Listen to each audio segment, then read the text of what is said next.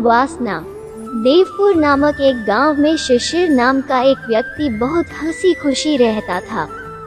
खेती बाड़ी करने के साथ साथ शिशिर बहुत ही धर्मपरायण भी था। शिशिर अपनी धर्मपरायणता, पुण्य, दान, चरित्र और संपन्नता के कारण अपने क्षेत्र में काफी प्रसिद्ध था। सभी लोगों का मानना था कि शिशिर जैसा नेक और ईमानदार व्यक्ति पूरे गांव में नहीं है। जब शिशिर के इस गुणगान की खबर पाप और वासना ने सुनी तो उन्होंने शिशिर की परीक्षा लेना चाहा। पाप ने एक बूढ़े ब्राह्मण का रूप बनाया और वासना ने एक सुंदर युवती का, और दोनों शिशिर के घर की तरफ चल दिए। एक दिन की बात है, शाम होने लगी थी और रोशनी भी काली चादर ओढ़ने लगी थी। दिन भर के थके किसान और मजदूर अपने अपने घरों में लौट रहे थे।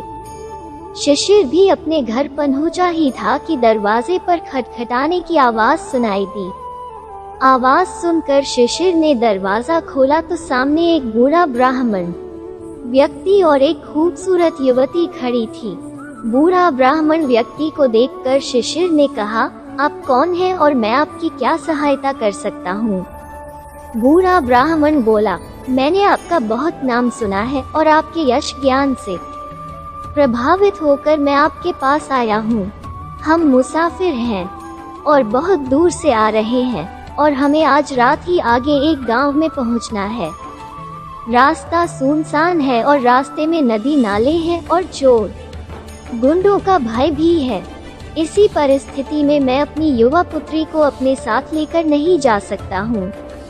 आपसे निवेदन है कि कृपया आप मेरी पुत्री को आज रात अपने घर पर रख लीजिए। लौटते वक्त मैं अपनी पुत्री को ले जाऊंगा। शिशिर सोचने लगा। तभी बूढ़े व्यक्ति ने कहा, आप क्या सोच रहे हैं? आप जैसे धर्मशील व्यक्ति के चरित्र पर तनिक भी संदेह की कोई गुंजाइश नहीं है। मेरी दुर्लभ अवस्था को देखिए। रात्रि में मैं अपनी जवान पुत्री को लेकर कैसे जा सकता हूँ? शिशिर ने धर्म की मर्यादा और अतिथि सम्मान को समझते हुए उस ब्राह्मण की पुत्री को अपने घर रख लिया। पाप अपनी कुटिल योजना की पहली सफलता से बहुत खुश था। वासना रूपी सुंदरी भी घर में पैर रखते ही शिशिर पर अपना माया जाल फैलाने लगी।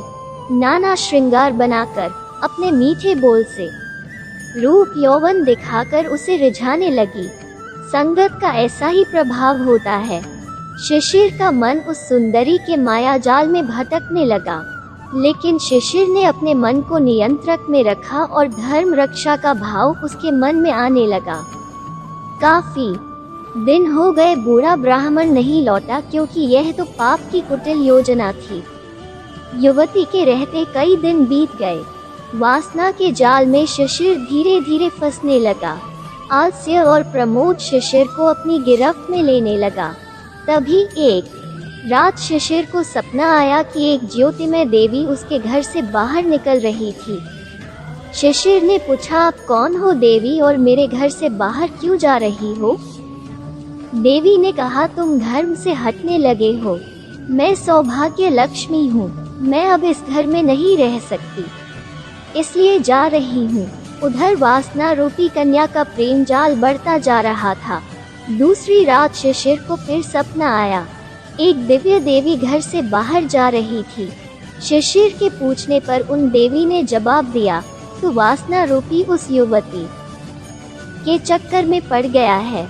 मैं यशलक्ष्मी हूँ, इस कारण यहाँ से जा रही हूँ। तीसरे दिन शिशिर ने फिर सपना देखा।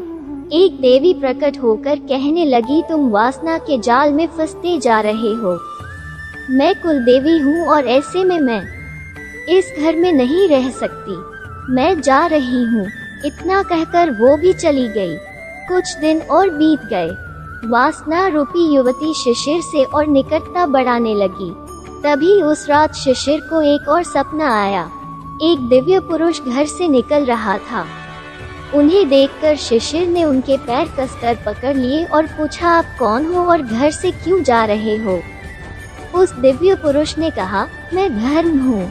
तुम्हारे घर से सौभाग्य, यश और कुल तीनों देवियाँ चली गई। मैं अकेला इस घर में नहीं रह सकता, इस कारण मैं भी जा रहा हूँ। इतना सुनते ही शिशिर हृदय से रो पड़ा। उसकी आंखों में आंसू आने लगे। धर्म के पैर पकड़ बोला, भगवान, मैं जो कुछ किया है धर्म की रक्षा के लिए ही किया है।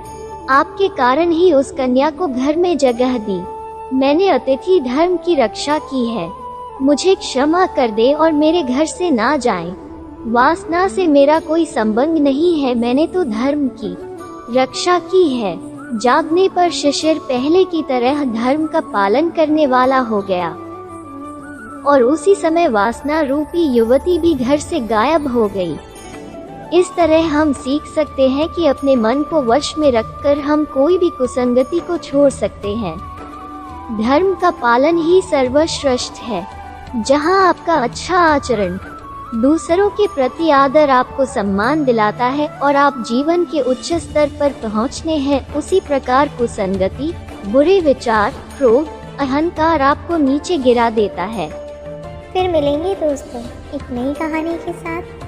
तब तक के लिए हंसते रहें, मुस्कुराते रहें, अपना ख्याल रखें और इसी तरह हमारे साथ जुड़े रहें। धन्यवाद। अगर आपको ये कहानी अच्छी लगी और इससे कुछ सीख मिली तो चैनल को सब्सक्राइब ज़रूर करें। आपका एक सब्सक्राइब हमें इसी तरह से नई नई कहानियाँ आपके लिए लाने के लिए प्रेरित करता है।